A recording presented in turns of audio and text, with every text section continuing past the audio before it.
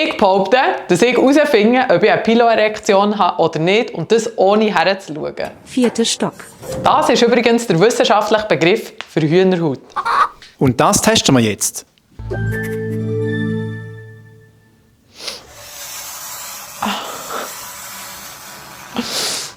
Es war schlimm, aber ich glaube, es war keine Hühnerhaut.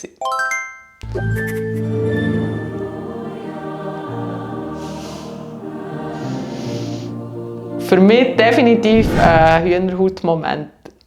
Ich sage, es hat Hühnerhaut gegeben.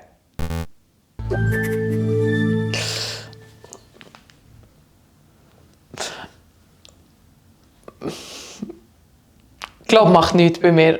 Keine Hühnerhaut. Okay, ist vielleicht ein bisschen Bluff gewesen. Gib es zu. Die Studie, die wir uns angeschaut haben, scheint in diesem Fall zu stimmen. Wieso du eben nicht merkst, ob du Hühnerhaut hast oder nicht, ohne dass du hinschaust und wieso es überhaupt Hühnerhaut gibt, das liest du in der Caption.